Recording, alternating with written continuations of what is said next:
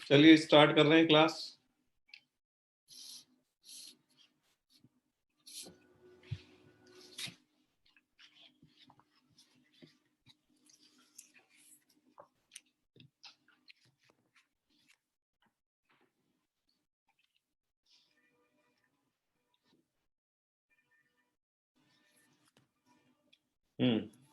श्लोक है 2.11, दूसरे अध्याय का 11वां श्लोक है।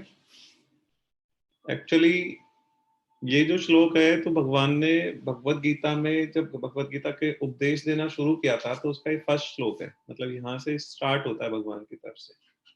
इससे पहले जो बातचीत हुई है वो भगवत गीता में ये हुई है कि अर्जुन कह रहा है कि ये मर जाएंगे मेरे, मैं इनको कैसे मारूंगा, ये तो मेरे ही घर वाले हैं सामने खड़े हैं जो, और कौन कौन वहां लड़ने पहुंचा है उनका डिटेल आया है, उस तरीके की चीजें आई है।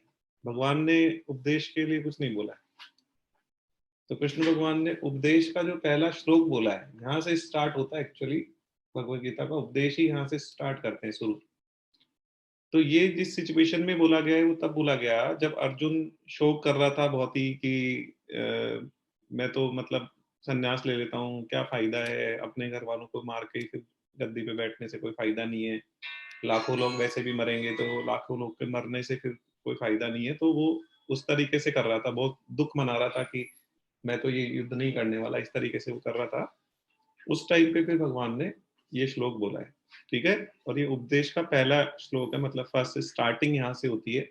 जो भी भगवान अपने को समझाना चाह रहे हैं उसके लिए उपदेश दिया उन्होंने, ठीक है। भगवत गीता भी क्या है, भगवान का संदेश ही है। तो पहला श्लोक है फर्स्ट स्टार्टिंग। तो अब स्टार्टिंग श्लोक है तो स्पेशलिटी तो होगी इसकी कुछ न कुछ, कि शुरू कहाँ से करें। कोई ऐसी चीज से शुरू करनी चाहिए जिससे कि सबसे पहले पता तो चले कि अपन कौन है, क्या लेने आए हैं, क्या सिस्टम चल रहा है, दुनिया क्या है पूरा। तो वहां से शुरू किया भगवान ने। तो सबसे पहले जैसे जब फर्स्ट श्लोक का उपदेश का, तो इसमें भगवान ये कहते हैं, मतलब जो श्लोक है वो ये है, असोचन सोचंती प्रज्ञावादान से भाष्य से गतासून अगतासून से नानु सोचंती पंडिता। मतलब ये कहना चाह रहे हैं कि जो नई सोचने वाली बातें हैं वो तुम सोच रहे हो और पंडितों जैसी बात कर रहे हो, और जो चले गए हैं और जो नहीं गए हैं उनके बारे में भी तुम शौक कर रहे हो, ठीक है। तो तुम मतलब बात तो पंडिताई की कर रहे हो, और एक तरफ तो तुम पंडित बन रहे हो और एक तरफ तुम शौक कर रहे हो कि मेरे घर वाले मर जाएंगे, ये हो जाएगा वो हो जाएगा। तो इस तरीके से भगवान ने कहा कि तुमने न शोक करने योग्य का शोक किया है और पंडिताई की बातें कह रहे हो। जिनके प्राण चले गए हैं उनके लिए, और जिनके प्राण नहीं गए हैं उनके लिए पंडित लोग शोक नहीं करते। मतलब जो पंडित लोग हैं उसके लिए, पंडित का मतलब यहाँ पे बताया है कि पंडित कौन होते हैं, जिनको समझ होती है चीजों की, वो होते हैं पंडित। तो वो कह रहे हैं कि भाई ऐसे ऐसे अभी आएगा पंडित किसको बोलते हैं। तो बोले तुम इतनी बड़ी बड़ी बातें कर रहे हो और ये शौक कर रहे हो तुम, तो ये उचित नहीं है। तो अब जब ये तो समझ में आ गया कि भाई शौक नहीं करना चाहिए, ये कहना चाह रहे हैं भगवान। लेकिन जिसकी एक्सप्लेनेशन है ना, तो वहां से स्टार्ट करते हैं। तो सबसे पहले ये कहा भगवान ने कि भाई दो पार्ट होते हैं, कोई भी एक एक शरीर होता है, एक सिस्टम होता है, तो उस दो चीज से बनता है वो। एक तो होता है उसमें शरीर और एक होती है आत्मा। वो दोनों का दोनों जब जुड़ते हैं ना तो एक एक व्यक्ति चलता है। दोनों में से यदि एक भी, मतलब जैसे आत्मा नहीं है तो शरीर का कोई यूज नहीं है, ठीक है। तो दोनों जुड़ के होते हैं। तो इसके दो विभाग बताए हैं। मनुष्य को शौक तब होता है जब वह संसार के प्राणी और पदार्थ में दो विभाग कर लेता है, ठीक है। अच्छा, एक चीज ये भी है कि दो दो पार्ट होते हैं, तो हम समझ गए कि एक शरीर होता है और एक आत्मा होती है। तो शरीर और आत्मा दोनों अलग अलग है, ठीक है। शरीर तो मर जाएगा, विनाशी है, और आत्मा कभी मरने वाली नहीं है, वो अविनाशी है। आत्मा जो है वो तो परमात्मा का अंश है, ये कभी नहीं मरने वाला है। वो एक मरेगा फिर दूसरा जन्म ले लेगी, आत्मा मरेगी फिर दूसरा जन्म ले लेगी। तो कपड़ों की तरह शरीर बदलती है आत्मा, ठीक है। और शरीर जो है वो विनाशी है। शरीर तो कितने दिन रहने वाला है, बल्कि इसमें तो ये भी कहा गया और सही कहा गया कि आपने जैसे पलक झपकी और वापस खोली ना, तो इतने में चेंज हो गया शरीर, वो पहले वाला शरीर नहीं है। कैसे नहीं है? कि जैसे अपने सेल्स में चेंज होता रहता है, तो कोई सेल्स में चेंज होता है तो वो हर सेकंड में चेंज होता रहता है, लेकिन दिखता नहीं है, वो इतना छोटा चेंज होता है। लेकिन फॉर एग्जाम्पल एक पर्सन है, उसका जैसे वो उसकी एज जैसे छोटा है बड़ा हो रहा है, तो बड़ा हो रहा है तो दिख रहा थोड़ी ना वो बड़ा हो रहा है, लेकिन वो ऐसे तो नहीं होता ना कि एक साथ बड़ा हो गया, बहुत धीरे धीरे बड़ा होता है, लेकिन एक सेकंड में भी जाओगे तो कुछ तो बड़ा हुआ ही होगा। या कोई मान लो फुल में बड़ा हो गया पूरा, यंग होने के बाद में अब वो बुढ़ापे की तरफ जा रहा है, तो वो एक दिन में नहीं बूढ़ा हो रहा ना, धीरे धीरे धीरे धीरे हो रहा है, मतलब लेकिन हर हर क्षण उसका शरीर चेंज हो रहा है। तो भगवान ने कहा शरीर तो परिवर्तनशील है और नाशवान है, वो तो आप एक पलक झपक के वापस खोलोगे तो पहले वाला शरीर नहीं है आपके पास, गया वो, अभी ये आ गया, वो चेंज हो रहा है, फिर वापस करोगे फिर दूसरा आ जाएगा, तो वो हर पल चेंज होने वाली चीज है। और आत्मा ऐसी चीज है जो कभी चेंज नहीं होती। ये शरीर नहीं भी रहेगा तो वो निकल के दूसरे बॉडी में चली जाएगी, लेकिन उसका कोई चेंज नहीं होता, उसका जो रूप है, उसका जो सिस्टम है, वो एज इट इज रहता है विदाउट एनी चेंज, उस पर कोई इम्पैक्ट नहीं पड़ता। ठीक है? तो इस चीज की नॉलेज भगवान दे रहे हैं कि भाई दोनों में डिफरेंस समझो आप, ये दो अलग अलग चीज है, और आप एक्चुअली में कौन हो। तो सबसे बड़ी गलती ये है कि हम लोग अपने आप को एक्चुअली में बॉडी मानते हैं, हम शरीर मानते हैं कि हम शरीर है, जबकि हम एक्चुअली में शरीर नहीं है, हम एक्चुअली में आत्मा है। एक्चुअली में हम लोग अपने आप को ये मानते हैं कि भाई मैं ये हूँ। तो ये तो कपड़ा है जो भी पहना है, जैसे ये कपड़ा है, इसको ये मानने के ये मैं हूं, तो ये सही थोड़ी ना माना अपन ने। तो ऐसे ही जो शरीर है उसको माना कि ये मैं हूं, तो ये भी सही नहीं माना अपन ने। तो सही क्या है? जो आत्मा है वो हम लोग हैं। ठीक है ना? तो आप बोलोगे सर इसका, देखो सबसे पहली चीज तो भगवत गीता में जो बोल दिया उसका एविडेंस मांगने की तो जरूरत ही नहीं, हो तो 100% ट्रूथ होता है। तो भी इसके भी एविडेंस है, मैंने पिछली क्लास में बात करी थी कि रीबॉर्न के बहुत केसेज हैं, पुनर्जन्म के बहुत केसेज हैं। आप लोगों ने शायद नहीं मिले होंगे आप रीबॉर्न केसेस से। इस बार बैच लगने तो यहाँ भी आते हैं बच्चे जिनके फैमिली में रिलेटिव्स में वो बता देते हैं कि हमारे घर में रीबॉर्न है। हाँ हाँ, पिछला जन्म पूरा याद रहता है उनको, हमारी पिछली क्लास में डिटेल डिस्कशन हुई है। उनको पिछला पूरा जन्म याद रहता है। और अभी भी एक केस हुआ है, जस्ट अभी थोड़े दिन पहले एक केस हुआ है जिसमें कि रीबॉर्न का केस आया है। आप कहोगे तो एक दिन अपन चल लेंगे सब लोग गाड़ी लेंगे, आप रिबॉन से मिलवा लाएंगे जिनको जिसको पिछला पूरा जन्म याद है एज इट इज। अभी 12-13 साल की एक लड़की है, उसका केस आया है, तो अपने पिछला पूरा जन्म बता रही है और वो जिद करने लग गई कि मेरे को अपने घर पे जाना है। तो उसको कहा भाई यही तो है तेरा घर, तो उसने कहा नहीं, मेरा तो मेरे पापा का नाम तो ये, मम्मी का नाम ये है, वो सब बताने लग गई। उसको अभी की केस है, तो थोड़े दिन पहले की। ठीक है? तो उसने बताया, तो उसने ये भी बताया कि मैं कैसे डेथ हुई थी, मैं कुएं में कूदी थी, यहाँ हुआ था, इस वाले कुएं में थी, ऐसे मरी में ये हुआ, सब बताया उसने। और पूरे घर के फैमिली मेंबर्स का एक एक चीज बता दिया, और जितनी पर्सनल चीजें होती है ना, भाई पर्सनल चीजें तो कुछ ही लोगों को पता होती है ना घर में। जैसे मदर और डॉटर है, तो उनके बीच में कोई पर्सनल चीजें तो उनको ही पता है, या हस्बैंड वाइफ है तो उनको ही पता है, तो ये चीजें सबको नहीं पता होती, लेकिन वो जो जना मरा है और जिसका दोबारा से बर्थ हुआ है, वो सारी चीज बता रहा है एज इट इज कि ये ऐसे था ऐसे था ऐसे था। तो इसका मतलब मानना तो पड़ेगा ही ना कि ये वही है, कहाँ से आ गया। समझ गए आप? एक एक चीज बता रहा है, एक एक मतलब माइनर से माइनर चीज बता रहा है, और हर चीज याद है उसको, तो कैसे आप मना कर दोगे कि वो नहीं है। समझ गए आप? तो इस तरीके के रीबॉर्न केसेस होते हैं। तो कैसे पॉसिबल है आप बताओ, ऐसे कैसे पॉसिबल है? तो पॉसिबल तो तभी है ना जब कोई इनको सिस्टम चल रहा है ऊपर से, मेमोरी ट्रांसफर हो रही है बिना हार्ड डिस्क के, बिना पेन ड्राइव के, हो रही है ना मेमोरी ट्रांसफर। और दिख भी नहीं रहा कुछ ट्रांसफर हो रहा है, तो जा रहा है, दिख रहा थोड़ी ना। किसी की डेथ होती है तो कुछ निकल के गया, दिखता थोड़ी ना है, लेकिन हो रहा है, और उसके एविडेंसेस हैं। और एक दो केस नहीं है रीबॉर्न के, रीबॉर्न के कोई एक दो केस नहीं है, एन नंबर ऑफ केसेस है। आप यूट्यूब पे भी वीडियो देखोगे तो आपको 10-20-50 वीडियो मिल जाएंगे। तो उसमें नाम भी है, गांव भी है, कहाँ है, उसकी दुकान का फोटो, एड्रेस, सिस्टम पूरा दिखाया गया। आप जाके खुद वहां जाके चेक कर सकते हैं, मिलेगा आपको रिबॉन केस। और अपनी नॉलेज में भी रहता है, हमारी भी नॉलेज में रहता है कि ये रिबॉन का केस हो रहा है। समझ गया आप? तो रीबॉर्न के केसेस का मतलब क्या है कि आत्मा ही तो है, वही तो चली गई दूसरे शरीर में सिस्टम। तो यही भगवान क्लियर कर रहे हैं कि भाई तुम लोग को क्लियरिटी होना चाहिए कि शरीर और आत्मा जो है उसमें से तुम जो हो वो आत्मा हो एक्चुअली, ये तो बदलने वाली चीज है, तो बदल जाएगी। ठीक है?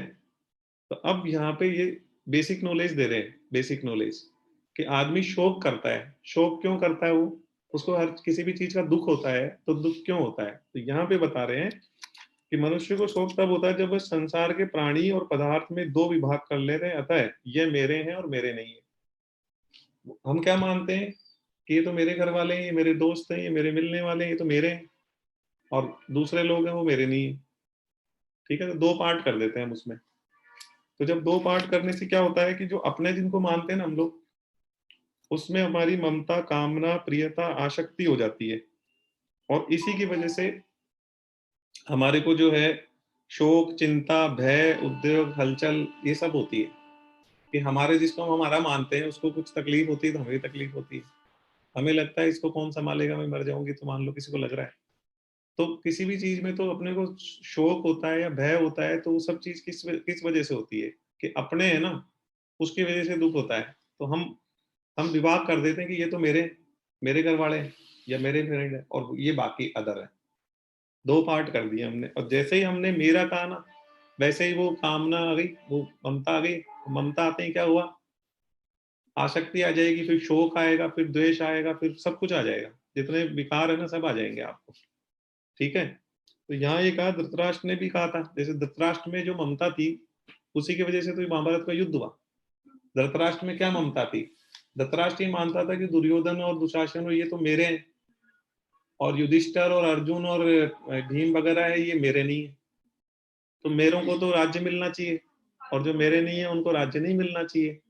तो उस ममता की वजह से तो पूरा युद्ध हुआ इतना बड़ा। तो कह रहे हैं कि विकार आता है। विकार कैसे आता है? जब हमें बेसिक नॉलेज नहीं होती ना, तो हम अलग अलग पार्ट कर देते हैं, ये मेरे हैं और ये मेरे नहीं। उसी से सारा सिस्टम पूरा बिगड़ना शुरू होता है। ममता आ जाती है, ममता आते ही फिर हम उसके हिसाब से डिसीजन करना शुरू कर देते हैं कि मेरों को तो मिलना चाहिए, दूसरों को नहीं मिले चाहे। ठीक है? अब अब जो धृतराष्ट्र में ममता थी कि ये मेरा बेटा है दुर्योधन, ये राजा बनना चाहिए, तो अर्जुन में भी ममता थी। ठीक है? लेकिन उसका कैटेगरी थोड़ा सा अलग था। जैसे अर्जुन में क्या ममता थी कि ये जितने भी कुरुवंश वाले हैं ये मेरे वंश के लोग हैं। ब्रॉडर ब्रॉडर थी उसकी, थोड़ा सा ममता तो थी उसके अंदर, लेकिन नैरो नहीं थी। वो ये कहता था कि दुर्योधन भी मेरा भाई है, और धृतराष्ट्र को तो अपने पिता के बराबर मानता था। उसके पिता की डेथ हो गई थी और वो अपने पिता के बराबर धृतराष्ट्र को मानता था। अर्जुन, युधिष्ठिर कोई भी काम करने जाते थे तो उनसे पहले आज्ञा और आशीर्वाद लेते थे। तो धृतराष्ट्र को तो उन्होंने तो धृतराष्ट्र को पिता मान रखा था, पांडवों ने तो। लेकिन धृतराष्ट्र ने उनको अपने बेटे नहीं मान रखा था। ठीक है? तो जो पांडव थे या अर्जुन थे उनमें ममता थी, लेकिन उनका मानना ये था कुरुवंश के लोग है ना, ये हमारे लोग हैं, ये हमारे हैं, बाकी दूसरे पराए हैं। तो वहीं पे ममता स्टार्ट हो गई। तो उसको ये लगा कि यार ये मेरे लोग ही मारे जाएंगे, मतलब हमारे घर वाले ही मरेंगे, मेरे चाचा का लड़का है, ताऊ का लड़का है, ये है वो है, रिश्तेदार है, समधी है, सगा है, ये मरेंगे अभी युद्ध होगा। इसलिए उसमें शोक हुआ कि नहीं, मैं तो युद्ध नहीं करूंगा, मैं तो जा रहा हूँ। क्योंकि मैं ऐसे युद्ध करके क्या करूंगा जिसमें मेरे घर वाले ही, मेरे रिश्तेदार मरेंगे सब। सामने कौन खड़ा है? गुरु खड़े हैं, उसके पितामह खड़े हैं, भीष्म पितामह खड़े हैं जो उसके दादाजी हैं, और वो खड़े हैं, द्रोणाचार्य खड़े हैं जो उनके गुरु जी हैं। तो और दुर्योधन खड़ा है जो चाचा का बेटा है। तो खड़े कौन है? सब सामने सगे संबंधी रिश्तेदार। तो वो कहते, तो उसमें ममता जागृत हो गई। तो ममता जागृत होने का इफेक्ट ये हुआ कि उसको शौक हुआ कि ये मर जाएंगे। तो उसको शौक हुआ, तो वो युद्ध करने से मना कर दिया और बैठ गया, धनुष नीचे रख के बैठ गया। तो भगवान ने उपदेश का पहला श्लोक ही ये बोला कि भाई प्रॉब्लम ही वहीं से होती है जब हम दो पार्ट कर देते हैं, ये तो मेरे हैं और ये मेरे नहीं है। वहीं से सारा सिस्टम बिगड़ना शुरू होता है। ठीक है? तो इन्होंने कहा कि भाई उसी से इसको ये कह रहे हैं कि ये जो शोक है ना कि ये मेरे हैं और मर जाएंगे और ये हो जाएगा वो हो जाएगा, ये इस तरीके का विकार होना नहीं चाहिए। उन्होंने कहा मेरा तो तुम मेरा मानते हो, तुम्हारा तो तुम्हारा शरीर भी नहीं है। क्यों नहीं है? क्योंकि ये भी रहने वाला नहीं है, ये भी अविनाशी नहीं है, ये भी मरेगा। तो बचने वाला तो कुछ भी नहीं है। ठीक है ना? तो मेरा और पराया वाला वैसा करना नहीं चाहिए। हाँ बोलो, क्लास में हूँ। हाँ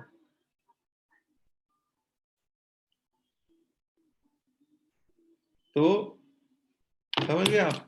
तो मेरा पराया, उन्होंने कहा वैसे नहीं करना चाहिए। अब इन्होंने डिटेल करी आगे, संसार मात्र में दो चीजें हैं, सत और असत। एक तो सत है और एक असत है। एक शरीर है, एक शरीरी है। शरीर का मतलब तो बॉडी हो गया, और शरीरी का मतलब आत्मा हो गया, जो शरीर में रहता है। ठीक है? दोनों में शरीर अविनाशी है और शरीर विनाशी है। ये दोनों ही असोच्य है, मतलब दोनों के लिए सोचने की जरूरत नहीं है, चिंता करने की जरूरत नहीं है। क्यों नहीं है?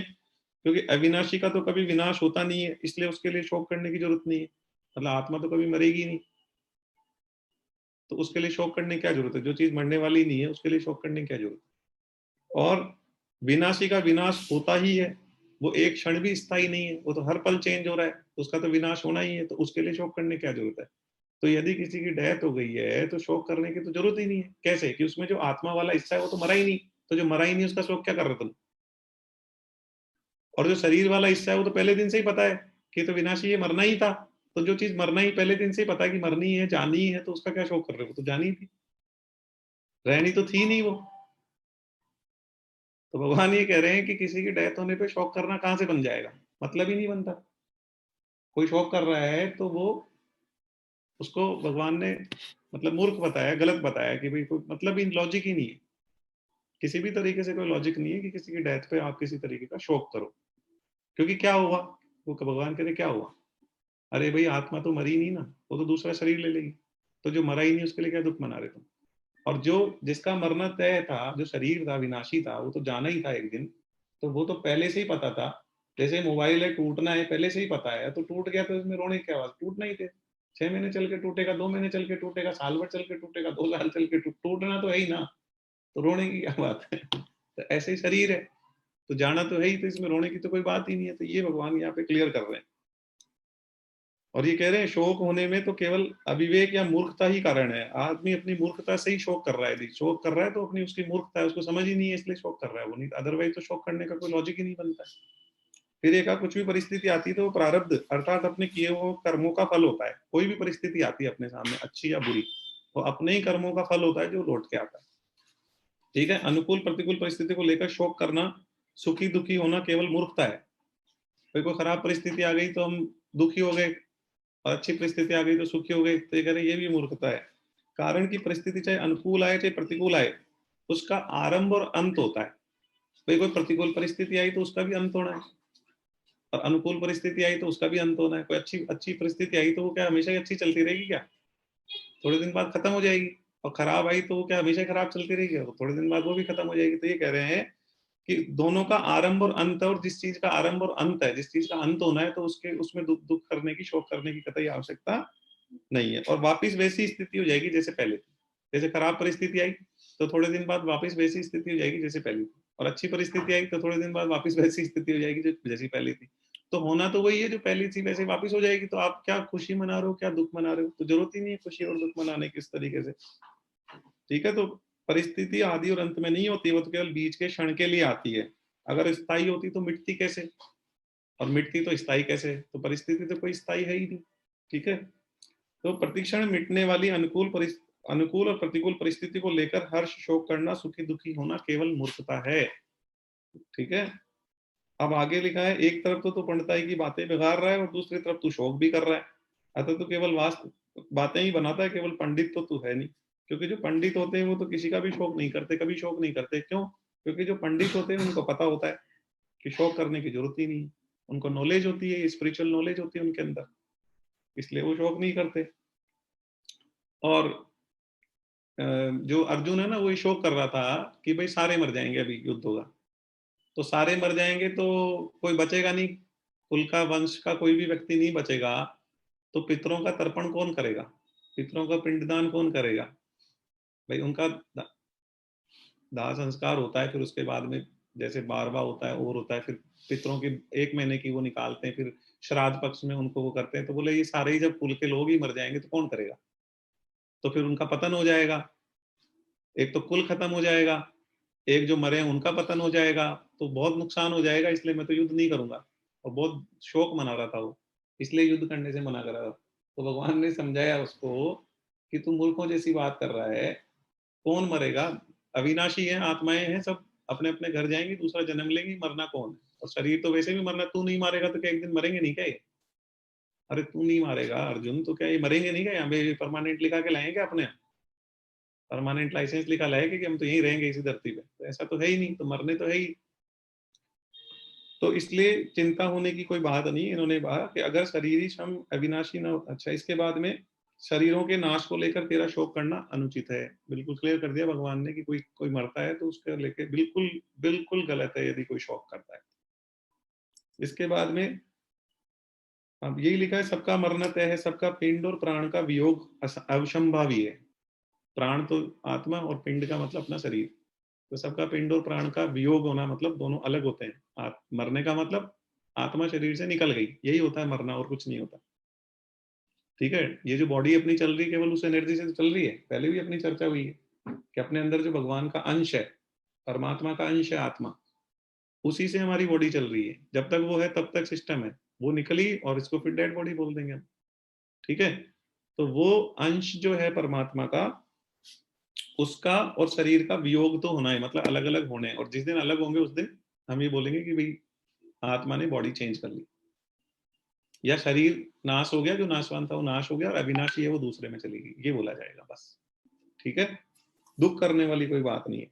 अच्छा, अब इसमें लिखा है एक बढ़िया चीज लिखी है, जो मर गए उनके लिए शोक करना तो महान गलती है, कारण कि मरे हुए प्राणियों के लिए शोक करने से उन प्राणियों को दुख भोगना पड़ता है। मतलब आप जिसके मरने का शोक कर रहे हो ना, फिर उसको दुख भोगना पड़ता है। कैसे दुख भोगना पड़ता है? जैसे मृत आत्मा के लिए, मरे हुए आत्मा के लिए हम जब पिंड और जल देते हैं, जैसे पितरों के पिंड दान करते हैं, जल चढ़ाते हैं, तर्पण करते हैं, तो बोले वो उन तक पहुंचता है ना, जब पिंडदान करते हैं, तर्पण करते हैं, तो वो उन तक पहुंचता है। तो ऐसे ही यदि कोई व्यक्ति शोक करता है, और तो अच्छा, ये पिंडदान करते हैं उनको परलोक में मिल जाते हैं सारे पितरों को। ठीक है, तो ये कहते हैं ऐसे ही कोई मृत आत्मा के लिए कोई कफ और आंसू बहाता है, तो मृत आत्मा को परवश होकर वो कफ और आंसू पीने पड़ते हैं, खाने पड़ते हैं, उसको लेने पड़ते हैं। इसलिए कोई भी व्यक्ति यदि डेथ होती है तो उसके लिए आप जितना ज्यादा रोओगे उतना ज्यादा उसको तकलीफ होती है, उतने ज्यादा, जितने आप आंसू निकालते उतने आंसू उसको पीने पड़ते हैं। ये बिल्कुल फैक्ट है, मतलब 100% फैक्ट है। इसलिए यदि कोई मरता है तो उस केस में रोना नहीं चाहिए, चीखना नहीं चाहिए, इस तरीके से नहीं करना चाहिए, क्योंकि जितना आप करोगे ना उतना सामने वाले पे हर्ट होगा। जितने आप आंसू निकालोगे सामने वाले पे उसको पीने पड़ेंगे, मतलब जो मरा है ना उसको जाएगा सब चीज। जैसे तर्पण किया हुआ चीज उस पर ही जाता है, तो ऐसे ये वाली सारी चीजें भी उस पर ट्रांसफर होती है। और भगवत गीता ने लिख दिया और भगवान ने कह दिया, मतलब गलत तो हो ही नहीं सकता। संशय की तो कोई बात ही नहीं है, संदेह करे कोई इस पे कि ये गलत होगा तो संभव ही नहीं है, फिर तो कोई बात ही नहीं, फिर तो सुनने का ही मतलब नहीं। ठीक है, क्लियर हुआ सबको? तो कोई व्यक्ति की मृत्यु हुई है तो उस केस में शोक तो करने का मतलब ही नहीं बनता, आंसू बहाने का मतलब ही नहीं बनता, नहीं तो बहुत दिक्कत होगी उसको जिसकी डेथ हुई। समझ गए आप? अभी जी रहे हैं उनके लिए शोक नहीं करना चाहिए, उनका तो पालन पोषण करना चाहिए, प्रबंध करना चाहिए। ये शोक नहीं करना चाहिए कि उनकी क्या दशा होगी, उनका भरण पोषण कैसे होगा, उनकी सहायता कौन करेगा। ये सब सोचने का कोई, चिंता करने की कोई बात नहीं है, चिंता नहीं करना चाहिए, चिंता करने से कोई लाभ नहीं होता है, बल्कि उनके लिए अरेंजमेंट करना चाहिए, व्यवस्थाएं करनी चाहिए। अरे अभी कोई अपने साथ है कि मर जाएगा, वो हो जाएगा, अरे हो जाएगा जिस दिन हो जाएगा ना, आप तो अपनी व्यवस्थाएं करो, चिंता मत करो, आप तो अपना कर्म करो। इसके बाद में शरीर के साथ एकता मानने से ही, हम मानते हैं ना ये बॉडी हमारी है, मैं ये बॉडी हूं, हम जब ये मानते हैं ना तो ही हमारी अटैचमेंट पैदा होती है दूसरों से। जब हम ये मान लेंगे कि मैं आत्मा हूं, तो पता है फिर आत्मा हूं तो कपड़े बदल रहे हैं, ये तो शरीर मेरा है ही नहीं, मैं तो आत्मा हूं, और सिस्टम चेंज होता रहेगा। ठीक है, तो फिर अपनापन उस तरीके से डेवलप नहीं होता है, फिर डिटेचमेंट हो जाता है, इसको डिटेच होना बोलते हैं। फिर हमारे को कैसा नहीं लगेगा, अरे जब मेरे को कहूंगा भाई शरीर ही मैं नहीं हूँ, तो फिर इस शरीर के पिता हैं, इस शरीर के माता है, इस शरीर के और इस सगे संबंधी है, वो भी अपने नहीं है। अरे शरीर ही मेरा नहीं है तो मेरे सगे संबंधी भी मेरे नहीं है ना, तो डिटेच हो जाता है आदमी। और डिटेचमेंट होने से वो सुखी रहता है कि हाँ ठीक है सब। तो यहाँ पर एक कहा जा रहा है कि शरीर के साथ एकता मानने से ही शरीर का पालन पोषण करने वालों के साथ अपनापन हो जाता है। जब हम शरीर को अपना मान लेते हैं तो हम फिर हमारा जिसने पालन पोषण करा है, हमारी माता है या हमारे पिता है या हमारे जो भी हैं, उनको हम अपना मानने लग जाते हैं, क्योंकि शरीर अपना है तो माता पिता भी अपने। और उस अपनेपन के कारण ही कुटुंबियों के मरने की आशंका से अर्जुन के मन में शोक चिंता हो रही है। शोक चिंता उसके मन में ऐसे ही हुई कि मेरे दादाजी, इन्होंने मेरे को पाला, गोदी में खिलाया भीष्म पितामह ने, अब इनको मैं मारूंगा। तो अपना मान लिया उसने। तो उन्होंने कहा भाई अपना मानने वाली, तुमने पहले शरीर को अपना माना ना, तभी तो सगे संबंधी को अपना मानोगे। तो शरीर ही नहीं है तुम्हारा, तुम तो आत्मा हो, तुम हो ही नहीं शरीर, कंसेप्ट ही अलग है। तुम अब शरीर को ही अपना खुद, आप अपने अस्तित्व को क्या मानते हो, ये शरीर अपना अस्तित्व मानते हो ना, तो सारी सिस्टम विकारों की तरफ जाएगा। जब आप शरीर को अपना मानना बंद करके और आप ये मानोगे कि मैं तो आत्मा जो उसके अंदर रह रही है ना, वो जो परमात्मा का अंश है ना, वो हूं मैं तो, ठीक है, तो मेरा शरीर ही नहीं है, तो मेरे सगे संबंधी मेरे कहाँ है? और पिछले जन्म में भी मेरे सगे संबंधी होंगे। पिछले जन्म में आप आए ना इस जन्म में, तो पिछले जन्म में आपके कौन कौन रिश्तेदार थे? तो अब क्यों नहीं हो रहा आपको दुख? वो रह गए ना अकेले। और उससे पिछले में भी कहीं से आए होंगे, वो भी रह गए अकेले। और उससे पिछले में कहीं आएंगे तो रह गए अकेले। तो करो सबका दुख। तो दुख क्या करना है? तो ये तो कह रहे तो होता रहेगा, चेंज है सिस्टम। तो तुम कौन हो? तुम तो आत्मा हो जो बार बार कपड़े चेंज कर रही हो, करते जाना, और सभी करते जाएंगे, तो दुख बनाने की क्या बात है? ठीक है, एक्सप्लेनेशन किया है इन्होंने डिटेल से। चिंता शोक से, अच्छा, शरीर के इसके अर्जुन के शरीर में विकार हो रहे हैं, कि वो कह रहा था मेरा मुंह सूख रहा है, मुझे मतलब मुझे नहीं खड़ा हुआ जा रहा है, ऐसे दूसने लग गया था वो जब उसको युद्ध के लिए कहा ना। अच्छा, अब ये कह रहे हैं जैसे गतासून की चिंता और अगतासून की चिंता।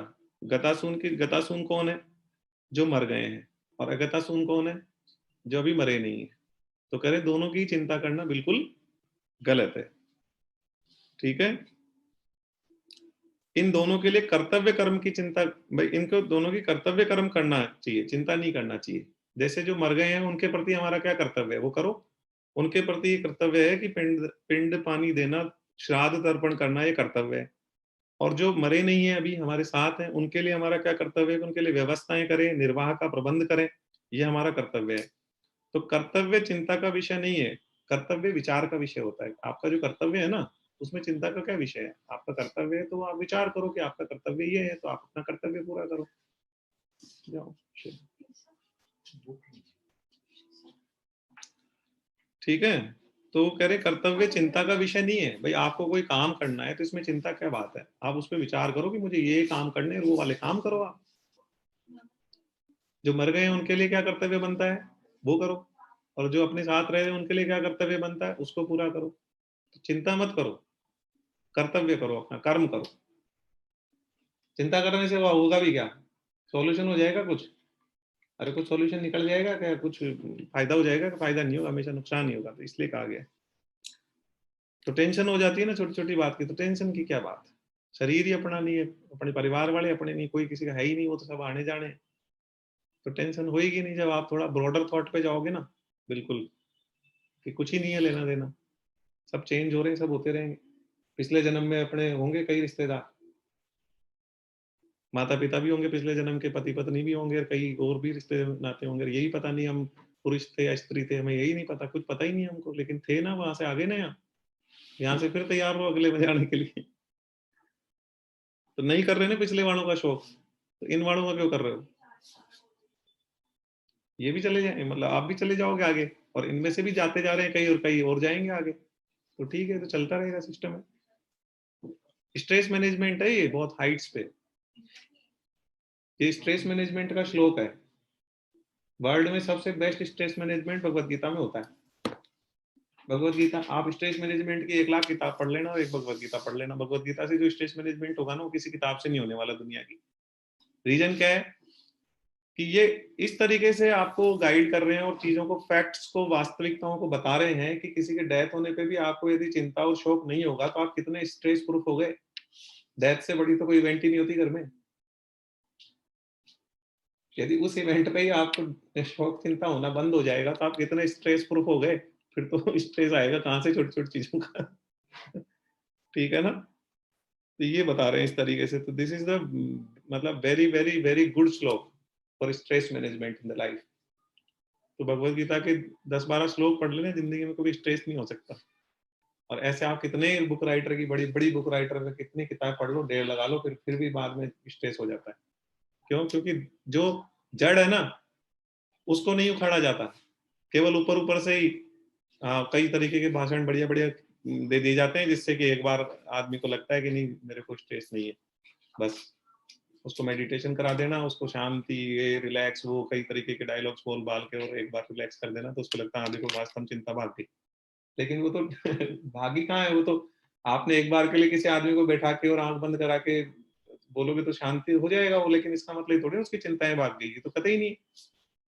वो तो वापिस जब कॉन्शियस होएगा, थोड़ा और एक्टिव होगा, तो वापिस हो जाएगी चिंताएं।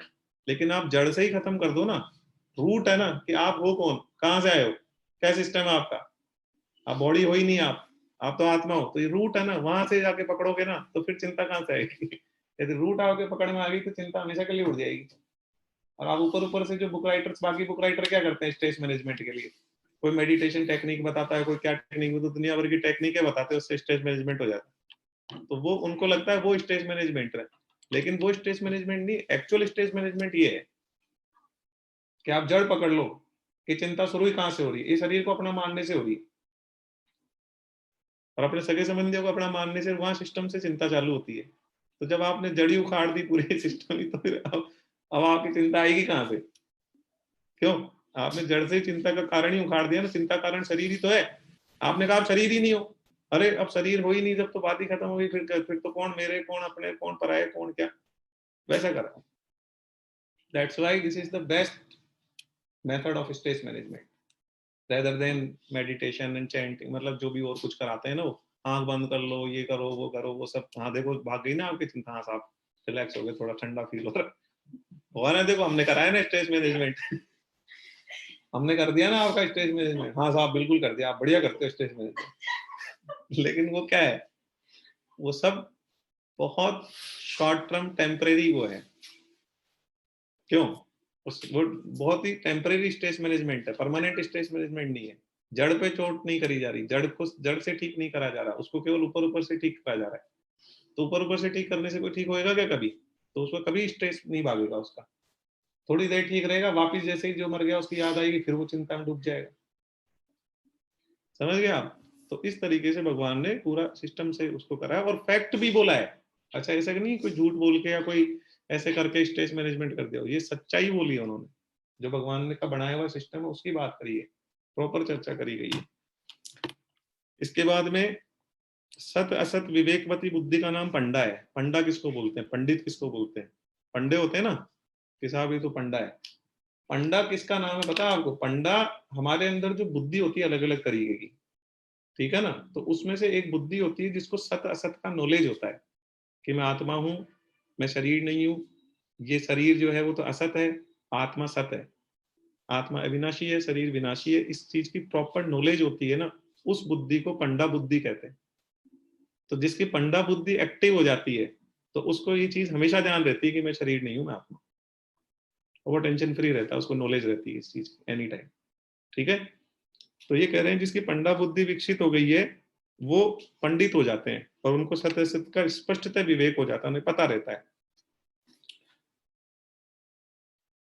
तो भगवान ने कहा ना कि तुम पंडित बन रहे हो, वैसे तो बड़ी बड़ी बातें कर रहे हो, तुम्हें यही पता नहीं है क्या चीज का शौक कर रहे हो तुम, तुम्हारे घर वाले मर जाएंगे, ये हो जाएगा हो जाएगा, अरे युद्ध होगा तो मरेंगे तो ठीक है ना, युद्ध जरूरी है, मरेंगे तो मरेंगे, दुख की क्या बात है। इसके बाद में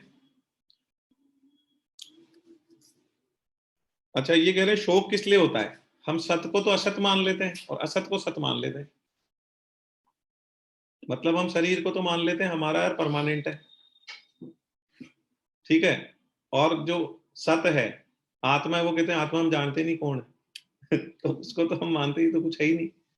तो जो सत्य है उसको तो हम मान लेते हैं असत, और असत को मान लेते हैं सत्य, कि जो जो कुछ है शरीर है, बस मैं क्या हूं, ये जो बॉडी है ना बस यही हूं मैं, उसके अलावा मैं कुछ भी नहीं हूं।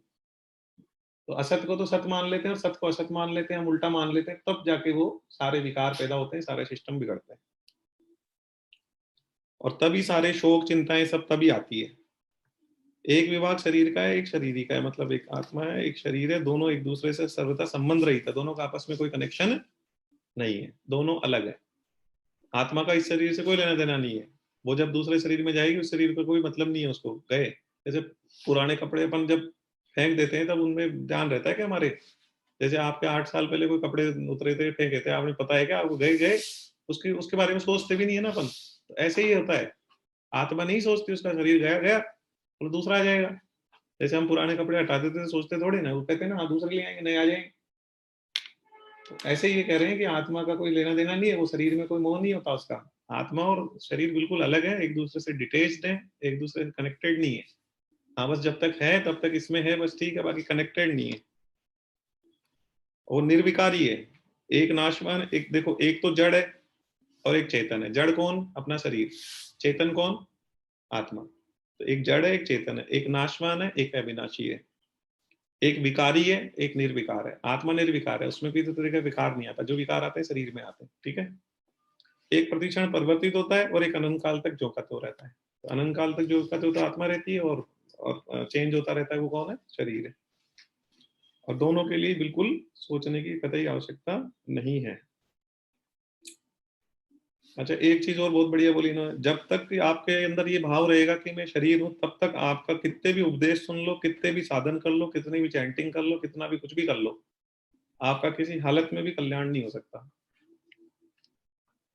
पॉसिबल ही नहीं है कि आप मोक्ष की तरफ बढ़ जाओ, क्योंकि आपकी बेसिक नॉलेज ही नहीं रहेगी। तो आप बार बार, जैसे अब बेसिक नॉलेज तो है नहीं, फिर क्या करोगे आप? कोई मर गया, उसके शोक में डूब रहे, 4 साल निकल गए, 3 साल, ऐसे करते करते आदमी खुद भी मर जाएगा मां। तो मोक्ष कहाँ मिलेगा? कल्याण कहाँ होगा उसका? कल्याण उसका हो ही नहीं सकता। तो कह रहे हैं बेस है, ये चीज आपको पता होगी ना तो ही आपका कल्याण पॉसिबल है। यदि आप अपने आप को शरीर मानते मानते ही मर गए ना, तो आपका कल्याण कभी जिंदगी में हो ही नहीं सकता। पॉसिबल ही नहीं आपका कल्याण हो जाए। तो विशेष चीज कही इन्होंने।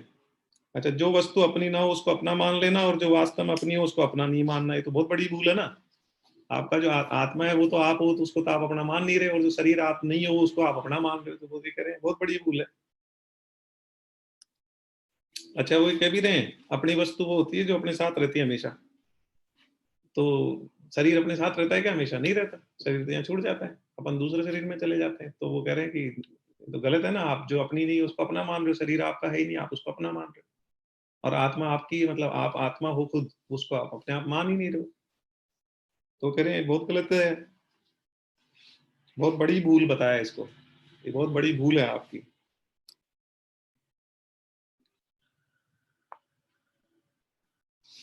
जिसकी मृत्यु होती है वो तुम नहीं हो, मतलब मृत्यु तो शरीर की होती है, वो तुम नहीं हो, तुम तो आत्मा हो, ठीक है। और इसमें लिखा है तुम चिन्मय लोक के निवासी हो, शरीर जड़ संसार का निवासी। शरीर तो इस संसार का निवासी है, और आत्मा ऊपर जो परलोक है उसका निवासी है, ठीक है। वो यहाँ आती फिर चली जाती फिर आ जाती, ऐसे चलता है उसका सिस्टम। और ये कह रहे हैं तुम मुझ परमात्मा के अंश हो। मतलब जो आत्मा है वो किसका अंश है? परमात्मा का।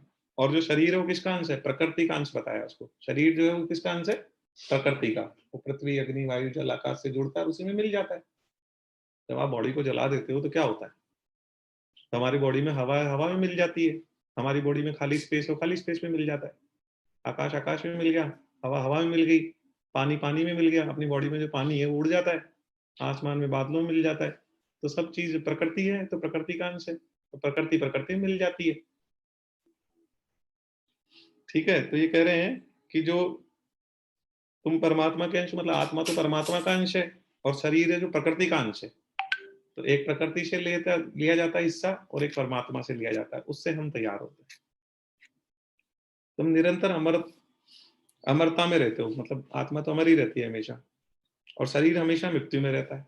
शरीर तो कभी भी हमेशा ही मरता रहता है। वो तो आपकी एज कम हो रही है ना डेली। फॉर एग्जाम्पल किसी की 50 ईयर्स की एज है, तो आज एक दिन और निकल गया तो एक दिन कम हो गया उसकी जिंदगी का। तो कह रहे हैं हमेशा शरीर तो हमेशा मरता ही रहता है, और आत्मा हमेशा ही अमर रहती है। दोनों में कितना फर्क है? शरीर की क्षति तुम्हारी क्षति नहीं है बिल्कुल भी। ऐसे शरीर को लेकर तुम्हें चिंता शोक भय आदि नहीं होना चाहिए, ठीक है। शरीर ही किसी शरीर से लिप्त नहीं है, उसको सर्वव्यापी कहा गया है। मतलब शरीर, मतलब जो आत्मा है वो किसी से लिप्त नहीं होती, इस बॉडी से अटैच हो गई, मतलब उसमें मन नहीं होता उसका, रहती है, ठीक है, चली जाती है, उसका उसको अटैचमेंट नहीं होता बॉडी से। जैसे अपनों को अपने कपड़ों को अपने को कपड़ों से अटैचमेंट ऐसा नहीं है ना, ठीक है गए दूसरे आ जाएंगे ऐसे। वैसे होता है। ये कह रहे हैं जिस समय हम शरीर और शरीरी का विचार करते हैं उस समय भी शरीरी और शरीरी तो वैसे रहते हैं, मतलब आत्मा और शरीर तो वैसे रहेंगे। जिस समय विचार नहीं करते उस समय भी वैसे रहेंगे। कोई रहेंगे तो वैसे, आप सोचोगे इस बारे में तो भी वैसे ही रहेगा, नहीं सोचोगे तो भी वैसे ही रहेगा। विचार करने से वस्तु स्थिति में तो कोई फर्क नहीं पड़ता। विचार करने से जो पोजीशन रहेगी आपकी आत्मा और शरीर, वो जो जैसा है वैसे ही रहेगा। पर साधक का मोह नष्ट हो जाता है और उससे उसका मनुष्य जन्म सफल हो जाता है। साधक का मोह नष्ट हो जाता है, उसका मोह नहीं रहता, फिर उसका शरीर से मोह खत्म हो जाता है कि ये तो मैं हुई नहीं, फिर इसको क्या सुधारना है, इसको क्या संभालना है, इसके पीछे क्या लगे रहना दिन भर। ठीक है, सुधारना ही है तो फिर जो अपन जिसका अंश है परमात्मा का, उसकी तरफ बढ़ेंगे ना तो सुधरेंगे। इसको सुधार सुधार के या इसको मेकअप करके डेकोरेट कर करके क्या मिलने वाला है? कुछ नहीं मिलने वाला है। तो ज्यादा उस पर ध्यान नहीं देता, उसका मुंह नहीं रहता ज्यादा।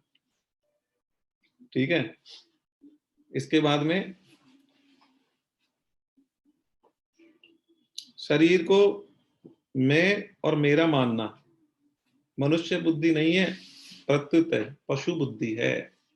शरीर को अपना मानना ये पशुता है, ये हमारे अंदर पशु बुद्धि है। जैसे जानवरों को किसी चीज की नॉलेज नहीं होती, जानवर होते हैं, उनमें विवेक ही नहीं होता, इंटेलेक्ट नहीं होता। अरे मनुष्य में और जानवर में सबसे बड़ा फर्क क्या है? इंटेलेक्ट। बुद्धि उनमें भी होती है, बुद्धि अपने में भी है, लेकिन विवेक नहीं होता उनमें। विवेक की कमी होती है पशुओं में। तो विवेक नहीं होता, इसलिए उन्हें भगवान की या किसी भी चीज की समझ नहीं होती, बहुत कम समझ होती है। जबकि हमारे अंदर विवेक होता है, उससे हम इस चीज को पहचान जाते हैं कि हम मनुष्य हैं और भगवान है, हमारे अंदर आत्मा है और हम परमात्मा का अंश है। इस चीज को हम पहचान पाते हैं और उसी से हमारा मोक्ष का दरवाजा खुलता है और उसी से हम हमारी मोक्ष हो पाती है। अदरवाइज तो हो ही नहीं सकती जब तक हम पहचानेंगे नहीं सिस्टम। तो पशु में क्या है, विवेक नहीं होता। तो कह रहे हैं कि यदि आप में यदि ये चीज की समझ नहीं है तो फिर आपकी पशु बुद्धि है। फिर तो आपने अपने विवेक को काम में ही नहीं लिया, आपने अपने इंटेलेक्ट को तो यूज ही नहीं किया कभी भी। आप तो वैसे नॉन इंटेलेक्ट वाले जोन में रहे और मर गए बस वैसे की वैसे ही। तो ठीक है, पशु में भी कहाँ होती है बुद्धि? पशु मतलब पशु में विवेक कहाँ होता है? पशु मर जाता है एक दिन, बात खत्म हो जाती है। तो अपने में पशु में कोई फर्क नहीं है। यदि आपने अपने विवेक को यूज नहीं करा, आपकी विवेकवती बुद्धि जो आपके अंदर है उसका यदि यूज नहीं हुआ, तो फिर आपकी पशु बुद्धि रह गई और पशु बुद्धि के साथ ही आप मर गए। तो इस जन्म को सफल नहीं कर पाओगे आप कभी भी। आपको जन्म सफल करना है तो अपने विवेक को जगाना पड़ेगा और ये पहचानना पड़ेगा कि हम कौन है, कहाँ से आए हैं, कहाँ जाने वाले हैं, क्या पूरा सिस्टम कैसे चल रहा है, उसको समझना पड़ेगा। तब आप इसको, मनुष्य जन्म आपका सफल होगा, अदरवाइज आपका मनुष्य जन्म सफल नहीं होगा। ये 2.11 श्लोक था जो हमने आज चर्चा किया है। अब इसमें किसी का कोई क्वेश्चन हो तो पूछ लो, लेकिन बेसिक कॉन्सेप्ट है मतलब। और पहला श्लोक है, भगवान ने भगवत गीता का जो उपदेश दिया है उसका फर्स्ट श्लोक है। तो भगवान ने स्टार्ट कहाँ से करा, आप समझ गए? बेस से स्टार्ट करा कि पहले तुम ये तो समझो तुम हो कौन। ठीक है, तो बढ़िया स्टार्टिंग करी भगवान ने। सही जगह पे पकड़ा भगवान ने कि भैया पहले ये तो समझ लो तुम। ठीक है ना? और ये चीज का, अच्छा, इसको सांख्य योग कहा जाता है कि जिसको ये चीज का नॉलेज होता है ना कि मैं आत्मा हूं, मैं शरीर नहीं हूं, उसको सांख्य योग कहा जाता है। योग होता है ना, एक तो कर्म योग होता है, ज्ञान योग भी बोल सकते हैं इसको। एक तो ज्ञान योग या सांख्य योग जिसमें ये नॉलेज होती है हमारे अंदर कि we are soul, we are not the body. This is called as Gyan Yoga और सांख्य योग। दोनों एक ही मतलब है, ज्ञान योग सांख्य योग का एक ही मतलब होता है, राइट? इसके बाद एक कर्म योग गीता में सिखाया जाता है और एक भक्ति योग सिखाया जाता है। तीनों चीज को सिखाया जाता है बहुत डिटेल्स। तो सबसे पहले स्टार्ट होता है ज्ञान योग, उसके बाद कर्म योग आएगा, फिर उसके बाद भक्ति योग आएगा। ठीक है ना? कोई क्वेश्चन है किसी का? समझ आई बात? तो आज से कुछ चेंज आएगा, बेसिक चेंज आएगा कि बहुत ज्यादा कोई अटैचमेंट नहीं है। कर्तव्य करने अपने, भाई कोई बेटा है तो उसको बेटा होने का कर्तव्य निभाना है कि अपने माँ बाप की सेवा करनी है पूरी। ठीक है, कोई पति है तो उसको पति होने का कर्तव्य निभाना है, कोई कोई पिता है तो उसको अपने पिता होने का कर्तव्य निभाना है। जो उसका कर्तव्य दिया है ना वो निभाना है, लेकिन अटैचमेंट नहीं रखना। इवन कोई मर भी जाए तो भी दुख नहीं होना चाहिए, भगवान ने तो इतना बोला है। और उसका लॉजिक बताया क्यों नहीं होना चाहिए, और क्यों होगा, कोई लॉजिक ही नहीं है होने का। और ये भगवान ने ये भी कह दिया आप जितना दुख करोगे, जितना आंसू बहाओगे, वो सामने वाले को और मिलते जाएंगे, तो लो फिर करो। तो बिल्कुल ही नहीं करना चाहिए, इस तरीके से क्लियर करना। ठीक है, चलो ये था 2.11। ओके, पिछली बार कौन सा पढ़ा था? 18.66। ठीक है, ऐसे अलग अलग श्लोक हम उठाएंगे, जो मतलब श्लोक तो सारे ही बहुत बढ़िया है, लेकिन जिनमें विशेषता है, जो कि वास्तव में वैसे हैं, जो कि उससे कि दिमाग के ताले खुलते हैं ना वैसे श्लोक से अपन उठाएंगे, क्लास लेते जाएंगे। ठीक है, चलो अब एक वो भजन, ठीक है, ज्यादा देर नहीं, 2 मिनट। कौन गाएगा, किसको आता है बताओ? अच्छा ठीक है, वैसे ही नॉर्मल जो अपन गाते हैं भजन वही गा लेते हैं हर बार। एक एक भजन गाते हैं ना अपन, कौन सा?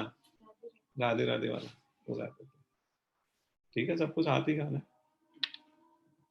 राधे राधे हो, राधे राधे, राधे राधे हो, राधे राधे, गोविंद राधे गोपाल राधे, गोविंद राधे गोपाल राधे, राधे राधे हो, राधे राधे, राधे राधे हो, राधे राधे, राधे राधे हो, राधे राधे, राधे राधे हो, राधे राधे। ठीक है, चलिए।